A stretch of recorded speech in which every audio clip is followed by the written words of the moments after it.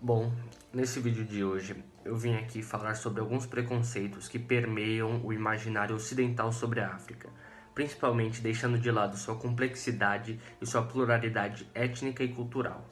Este é um dos grandes problemas que temos que enfrentar com nós mesmos, e temos que passar e conseguimos quebrar essa barreira do preconceito e ainda estudar mais sobre a África e perceber que ela não é apenas um ponto atrasado no planeta. Aconteceu muita coisa nela para que ela esteja assim hoje, mas ainda poderemos considerar toda a sua história e tudo o que aconteceu antes, e ainda tentar retomar o que vai acontecer, porque o importante é que nós, como humanidade, entramos no progresso juntos. Um progresso para um povo só não é progresso, é apenas discriminação. Bom, toda essa miséria que acontece mesmo na África, ela vem de um movimento até recente, mas muito disso é por culpa dos europeus. Esse movimento é o neocolonialismo. Bom, o neocolonialismo começou no século XIX. Vários países europeus estavam em ascensão imperial, eles buscavam colônias, conquistaram vários povos, principalmente na África e na Oceania. Mas agora vamos nos restringir à África. Bom, os povos europeus dominaram toda a África. Quase todos os países, ou se podemos falar todos os países, tiveram influência colonial europeia. Só que essa influência foi negativa. A Europa tinha a intenção de apenas conseguir matérias-primas para suas indústrias. Eles precisavam dessas matérias-primas, só que usaram de uma forma muito desumana para consegui-las. A dominância e a crueldade que eles fizeram com os povos que viviam nessas terras, nas terras africanas, foi de grande problema. E elas perduram até hoje, considerando a desigualdade em que vários países da África se encontram. A desigualdade entre brancos colonizadores, descendentes de colonizadores, e negros nativos, negros que viviam lá há tempos, há anos, descendentes dos originais que foram tecnicamente escravizados e explorados para conseguir matérias-primas para a Europa. A maioria dos povos que foi colonizado pelos brancos teve um movimento muito triste de segregação. Os brancos, eles perpetuaram no poder durante anos. Em alguns países foi até institucional a segregação, como na África do Sul, onde ocorreu um apartheid, um movimento onde separava o direito dos brancos e negros e os lugares onde eles podiam visitar ou não, muito parecido com o movimento que ocorreu nos Estados Unidos depois do fim da escravidão, onde houve uma segregação. Mas voltando à África do Sul, esse movimento perpetuou até a década de 90, quando o movimento social liderado por Nelson Mandela conseguiu destruir politicamente isso. Mas o problema é que ficou enraizado na cabeça de todos. O preconceito ainda é muito grande lá, como diz André Girassol, um morador brasileiro que foi passar 6 meses na África do Sul. E ele constatou que ainda existe um preconceito muito grande e muito parecido com o Brasil. Mesmo que 80% da população seja negra e 20% dela seja branca, os negros, a maioria deles são pobres, muito pobres. E tem entre os ricos, poucos são negros, muitos continuam sendo os brancos, os descendentes dos principais e dos primeiros colonizadores daqueles países. Esse é um relato muito triste. Agora eu vou falar um pouco sobre os impérios, os grandes impérios que são africanos, tirando do Cartago e do Egito, que são os mais conhecidos, e por muitos ainda são considerados impérios do Oriente Médio, não africanos. Isso consegue resumir muito o preconceito que nada que é grandioso pode vir da África, lá só pode haver sofrimento, mas eu vou mostrar essa outra face, a face boa da África, a face onde deveríamos também estudar, porque assim poderemos considerar os reais movimentos que ocorreram na África e sua real importância para o mundo. Bom, desses impérios tinham complexidade cultural, social e econômica gigantescas, poderiam ser até comparadas com a Europa, com os impérios europeus que existiram durante muito tempo. Até numa cidade do Império de Mali era considerada igual a Paris por muitos dos colonizadores que chegaram lá. Só que a maioria das histórias desses impérios não foi perpetuada, ou porque eles não tinham o hábito da escrita, eles não documentavam por escrita seus documentos ou suas histórias, então é por isso que não temos muito conhecimento. E a outra parte, uma grande parte, foi retirada de lá e colocada em museus, como o do Louvre, em Paris, ou o Museu do Prado, na Espanha. Bom, eu vou falar um pouco sobre os antigos impérios, que são mal conhecidos pela nossa cultura e pela nossa sociedade.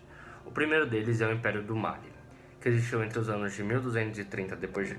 a 1600. No auge, seu auge foi em 1350.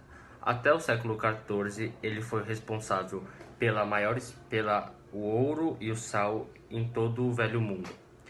Além disso, a cidade de Tombuctu, que era considerada Paris medieval, da cultura muçulmana, foi um lugar de grande progresso científico, onde haviam nessa cidade 25 mil estudantes trabalhando em mesquitas, escolas e uma biblioteca em que guardava manuscritos que abrangiam o conhecimento de quase todo o mundo.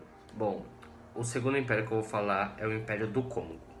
As origens do Império do Congo se remontam ao século XIV, e o sistema econômico e social se baseava no comércio de marfim, de cobre e de alguns tecidos, além de escravos, que eles também faziam essa venda, e mais tarde era borracha. E tudo isso era transportado pelos seus que cortam a região, o Kwango, o Ogué e o Kwanza. Bom, a religião cristã foi incorporada a esse império pelas missões religiosas da Igreja Romana, da Igreja Católica, via a corte portuguesa. E as relações com o europeu resultaram num grande comércio e venda de prisioneiros, venda de escravos para esses povos que foram trabalhar depois, foram escravizados e usados na América.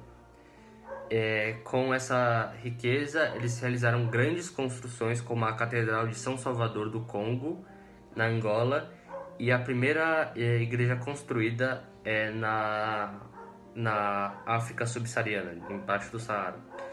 Só que mais tarde o Império do Congo foi dividido, era um grande império que abrangia muito território, foi dividido entre os franceses, os portugueses e os belgas na divisão que ocorreu entre os países que eu já citei anteriormente.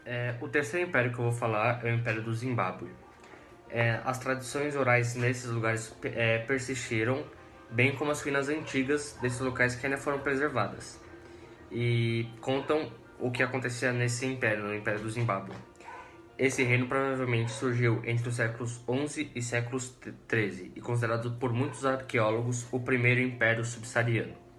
A agricultura, o ouro e o marfim, a comercialização desses produtos, eram a principal fonte de riqueza e fundamental para estabelecer ligações comerciais com o Oriente Médio. A transformação da região provavelmente foi desencadeada pela expansão das culturas Bantu, que trouxe novos métodos de plantio e metalurgia. Zimbábue significa grandes casas de pedra, na língua Shona, uma vez que a cidade moderna foi delimitada em torno de 1220 por uma impressionante fortaleza conhecida como Grande Zimbábue.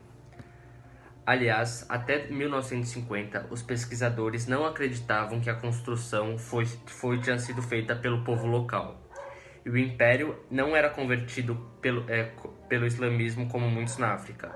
E quando os europeus chegaram, a população já praticava suas tradicionais crenças pré-abraânicas, pré-cristianismo e islamismo e judaísmo, venerando tanto uma divindade suprema quanto espíritos ancestrais, muito parecidos com as religiões afro-brasileiras de matriz africana, como Candomblé e Ubanda. É muito importante reconhecermos o passado, reconhecermos uma outra história que não seja a única história de pobreza e miséria que vem do século XIX até o século XXI.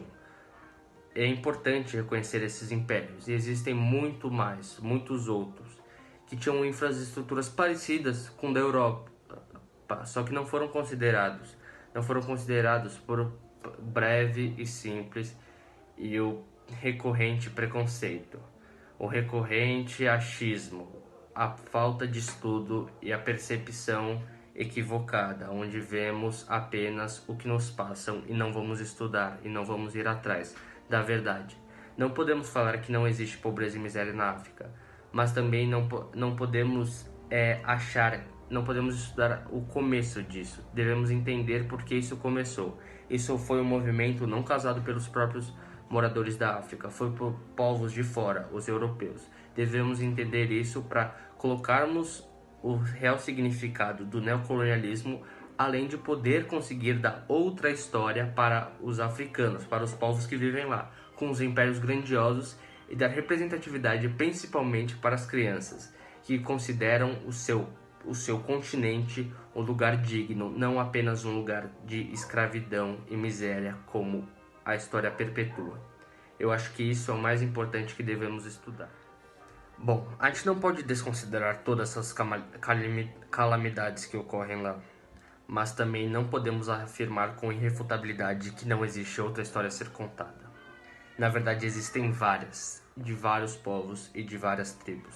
Só que o único dever e o único direito nosso é deixar esse povo falar, é deixar esse povo oprimido falar, porque nunca ouvimos essa história. E se continuarmos oprimindo e colocando preconceitos e rotulando eles, eles nunca vão conseguir falar. Para que essas pessoas consigam falar, nós devemos nos calar um pouco. Esse é o sentido desejável. Nós deveríamos respeitar o lugar de fala dessas populações e colocando a vivência deles como principal, porque nós não podemos opinar sobre algo que não vivemos. Esse é um dos grandes fatores que deveríamos considerar. Nós nunca vivemos essa situação que eles vivem e não somos do povo dele, então vamos deixar eles falarem um pouco, porque um continente com tanta diversidade não possui uma outra história além de dor e sofrimento e exploração. É um dever do mundo, e um mundo humanista que diz que defende a liberdade de expressão é deixar falar quem está sendo oprimido há séculos, para que conte apenas outra versão da mesma história.